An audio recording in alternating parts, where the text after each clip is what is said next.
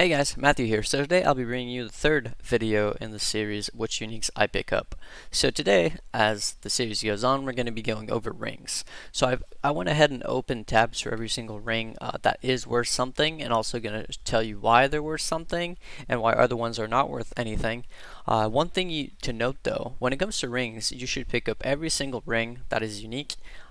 Because they all have, the possibility of being part of the lore weave recipe, even if they are corrupted or anything like that. Identified, non-identified, it doesn't matter. So basically, every single unique ring you should pick up and throw in the lore weave recipe. And if you don't want to do the lore weave recipe yourself, typically, unique rings are basically worth 2 chaos each. At least they were around the first month of the league. Now they've gone down to about 1 chaos each. But they're typically about 2 chaos per unique ring, so go ahead and pick them all up. And even if you're not doing the lore weave recipe yourself, you can just go ahead and sell them, and they sell very, very fast for 1 to 2 chaos each. But in this video, I'll be going over basically which ones are worth more than the 1 or 2 chaos for the lore weave recipe, as well as corruptions on rings, and which rings you should corrupt and which rings are worth more depending on the rolls. So first off, I'd like to go over corruptions real quick. There's quite a few corruptions for rings, and there's a lot of very good corruptions. For example, an eye level 85 ring can roll bleeding cannot be inflicted on you, which is actually very, very insane. Basically means you can not run any type of bleed flask at all, which is very, very strong. You can also get quantity, which is pretty sick if you get it on a ring that has a pretty bad or useless implicit, but you need the actual explicits on the rings. Then having something like a quantity implicit is very strong. Imagine having like a 10% very, very good venters, and then having 5% quantity on top of it, making it a 15% quantity ring, basically a pariah with all the other stats. You could be looking at very, very, very strong rings worth a lot. Then there's also some other stats that are considerable, like all of these, which are both to spells and attacks. The higher tiers, the lower ones not as much, but the higher tiers are pretty decent. Rarity is never too great. Cannot be poisoned is alright. Cannot be knighted is also alright. The grants level skills is never that important unless you're really, really missing a slot for a gem in your setup. For example, you could have a level 21 hatred without actually running a level 20, or without actually having a level 21 gem. So it can be useful, but I don't think it adds a lot of of worth to your rings. Grace or Aura of Effect, all the Aura of Effect aren't exactly useful, and they don't add much value to rings, unfortunately. Mana gained for each enemy hit isn't that big either. The lower damage tiers isn't that great. The all elemental resistance roll actually can be pretty good, especially on a ring that doesn't give you too much elemental resistances, and where you could get a little bit more. Definitely something worth considering. The stats ones aren't exactly great. The physical damage can be pretty good on certain rings, the cast speed as well, and the attack speed as well. So anyways, let's get started in the actual rings. So Blackheart is not a ring that is worth anything. I don't usually bother picking them up. I don't usually bother identifying them or trying to sell them. I just use them for the lore weave recipe, but like I said, do pick up all your unique rings. Same thing for Dodory's Damning, same thing for Calm Sign. The Prentice Signet is one that is worth a little bit more. As you can see, it can be 10-15 chaos. And depending on the rolls and stuff, it could be worth a little bit more as well. So definitely you want to price check your Prentice Signets. They can be worth more than what you get from the lore weave recipe. Malachi's Artifice is always something I throw in the lore weave recipe, and don't worry about those. Pyre is a ring that I throw into the lore weave recipe, but only if it has a bad roll. These are worth identifying and checking, because a well-rolled Pyre can be upwards of, as you can see, 20 chaos, and then if you could get a very good corruption on it, it can fly like even higher than that and be quite a bit more expensive. So you definitely want to check the rolls on your Pyre rings before you decide to either use them in the lore weave recipe or sell them for 1 to 2 chaos. Amberwake is kind of the same, except it doesn't have as much value, but it can still be worth it a little bit depending on the rolls, so do check your rolls on your Amberwakes.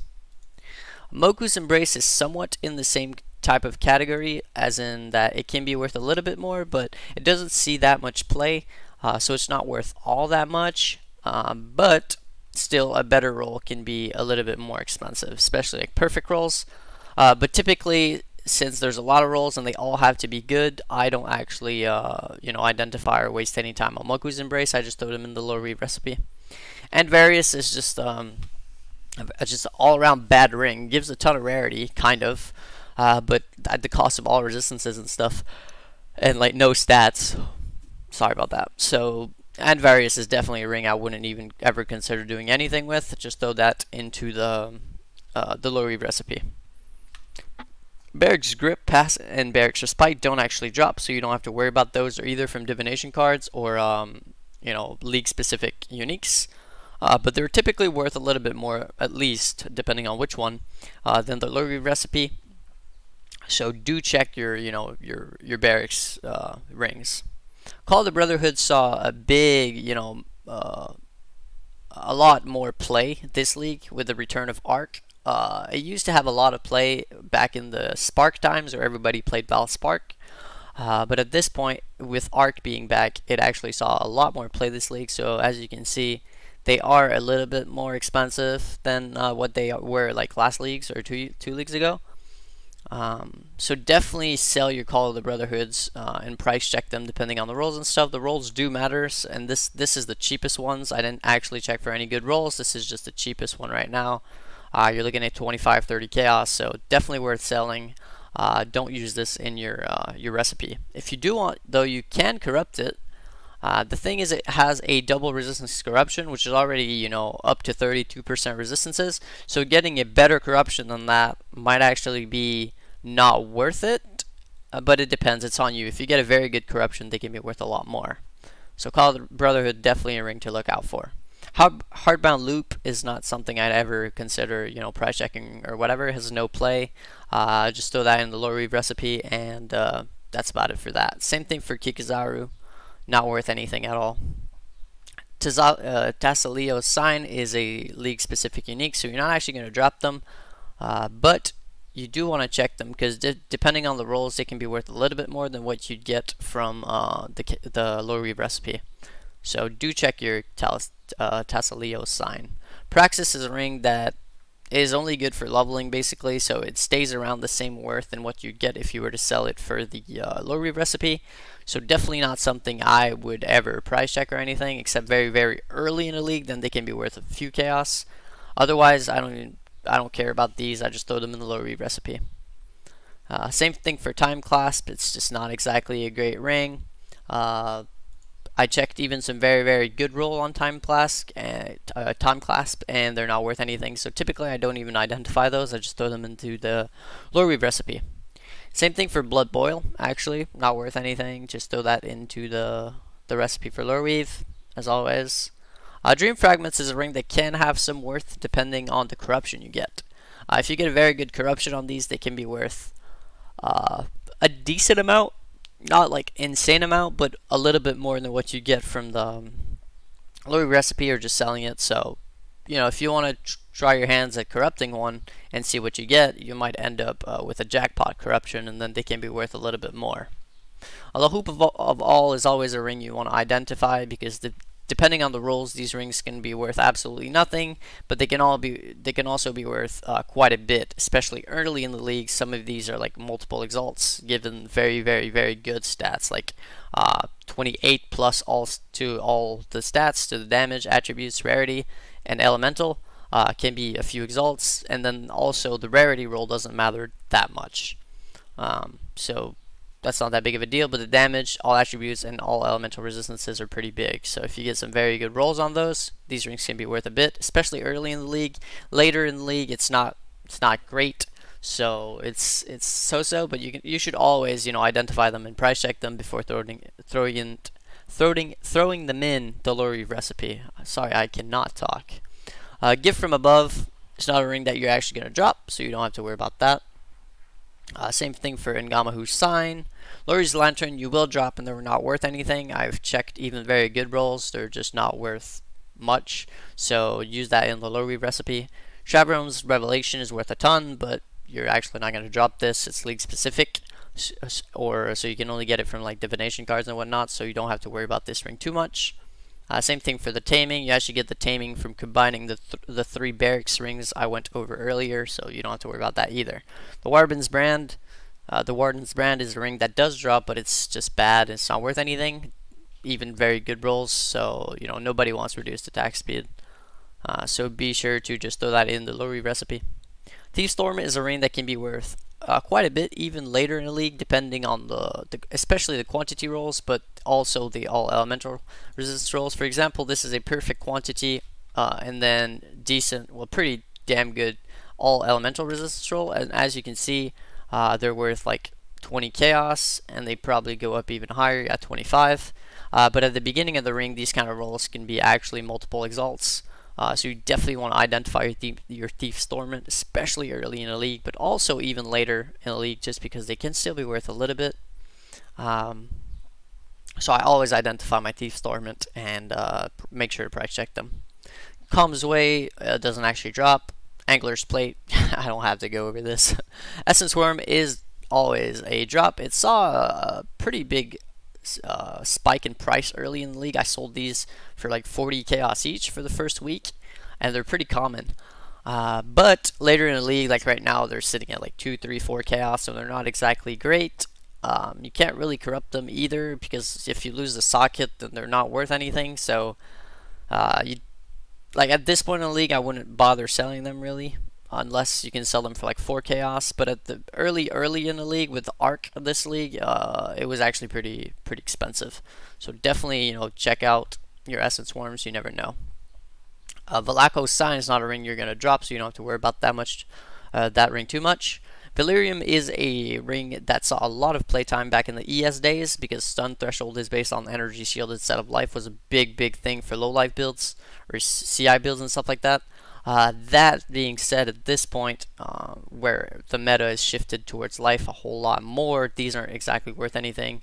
So just throw them into the chaos, or sorry, not the chaos, but the low reef recipe. Brian Roan Mark does not drop unless you're running a Warband League, Xanamod, or from the chest that is from Warband's League, so you don't have to worry about that too much, but do price check them, you never know. Mute Wind Seal, the same thing. Red Blade Band is the same thing. Sybil's Lament does drop. They're not worth anything though, so just use those in the Lurwe recipe. Void Eye is a ring that can be worth a good bit. It really depends. There was a huge spike in price on this league when some streamer made a build around it to get a level 26 Grace or something. That being said, I think the hype died down, and you're not actually going to drop those anyways. They're league specific, so you don't have to worry about them too much, but they are always worth something, Void Eyes. Death Rush is a ring that with a good corruption can be worth a good bit. As it stands, it's not really worth anything, and the play, it's worth something because it's decently rare, but the thing is there's not much people playing with this ring, so there's not much, you know, demand for it, so the price is just really low because of the supply. But like I said, with a good corruption, those can be worth something. So it really depends how you feel about corrupting your rings, or just throw it into the Lori recipe and you don't have to worry about it. Void Heart doesn't drop, it's the upgraded version of Black Heart. Rigwall's Crest doesn't drop, Winterweave is the upgraded version of the other one. Romira's Banquet doesn't drop, the Pariah doesn't drop either. Time Twist either, it's the upgraded version of Time Clasp. Venter's Gambles, obviously you want to, you know, identify and price check your Venters. You can use a PoE trade macro for that, it helps a lot. But you can also do it manually if you want some very specific, you know, searches. That being said, I would consider, especially later in the league, to actually Val Venter's Gambles with perfect quantity, just to get the chance at a more quantity roll on it. If you get a 15% quantity roll Venters, I don't even know how much those could be worth. So if you have a Venters that's just not selling and it has perfect quantity and like decent other stats, and you aren't able to sell it, consider valing it, and you know, you could end up with a jackpot ring. Snake Pit is a boss drop, so you don't have to worry about that either. Ming's Heart does drop, and it used to see some decent play, so it actually was worth something, but at this point, with the shift in the meta, it's just not exactly worth anything, because most builds are life based, and this reduces your life, which isn't exactly great. So Ming's Heart not worth anything anymore. The Hungry Loop is worth a few chaos, so that's that. It's worth a little bit more earlier in the league, so you might want to price check them earlier in the league. But at this point, I just throw them in the Lore Weave recipe, or because they're just not worth anything. Mark of the Elder and the Shaper are Uber Elder drops, so you don't have to worry about these either. They're not exactly worth anything.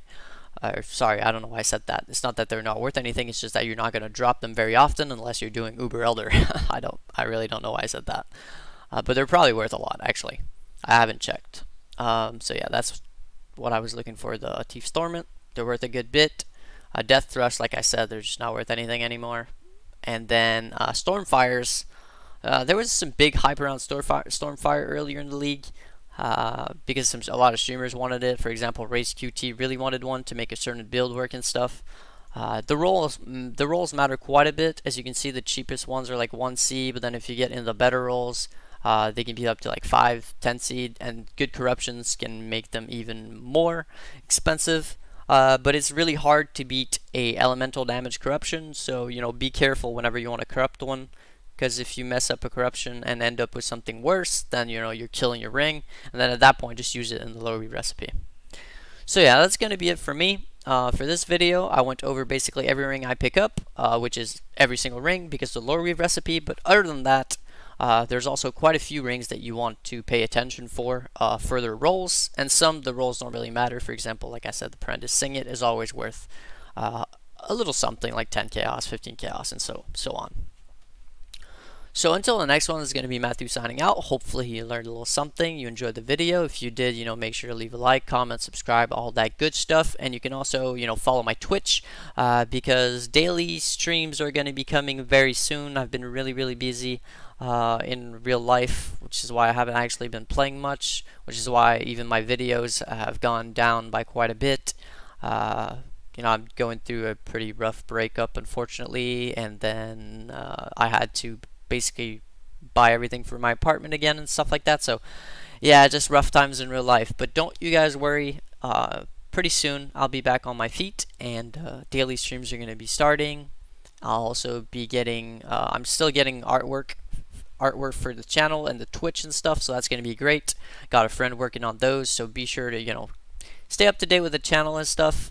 I appreciate all you guys, all the great comments, all the feedback, even the criticism. So if you have anything to say, just go ahead. I pretty much read all comments and try to answer to most, if not all of them. So yeah, thanks for watching. Hopefully you enjoyed, and I'll be sure to catch you in the next one.